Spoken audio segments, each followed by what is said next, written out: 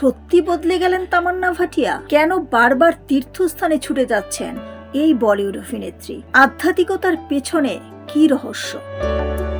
আবারও তীর্থ ভ্রমণে দক্ষিণী সিনেমা ইন্ডাস্ট্রির জনপ্রিয় মুখ তামান্না ভাটিয়া। কাজের ব্যস্ততার মাঝেও আধ্যাত্মিকতায় বরাবরই মনোযোগী এই অভিনেত্রী। তবে ভক্তদের দাবি, বিজয় ভার্মার সঙ্গে বিচ্ছেদের পর থেকেই তার এই ঝোঁক আরো বেড়েছে।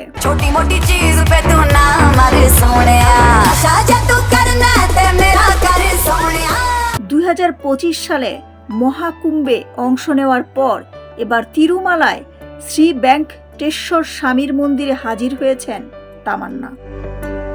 একেবারে সাদামাটা লুকে ধরা দেন তিনি।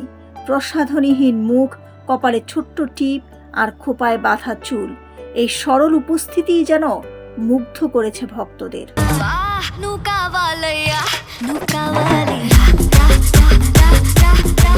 মন্দিরে পূজা সেরে ভক্তদের সঙ্গে হাসি মুখে ছবি তোলেন তিনি। সামাজিক মাধ্যমে ভাইরাল হওয়া ভিডিওতে দেখা যায় জোর হাতে প্রার্থনায় মগ্ন অভিনেত্রীকে ঘিরে ধরেছেন ভক্ত অনুরাগীরা। এর আগেও মহাকুম্ভে গিয়ে নিজের বিশ্বাসের কথা খুলে বলেছিলেন তামান্না। তার ভাষায়, জীবনে এমন সুযোগ একবারই আসে যেখানে হাজারো মানুষ কষ্ট, যন্ত্রণা আর আশা নিয়ে একসঙ্গে প্রার্থনায় মিলিত হন।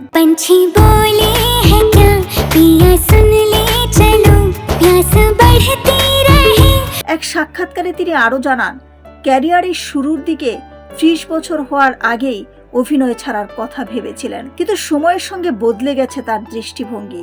বাহুবলী খ্যাত এই অভিনেত্রী এখন জীবনের প্রতিটি ধাপ উপভোগ করছেন নতুন ভাবে।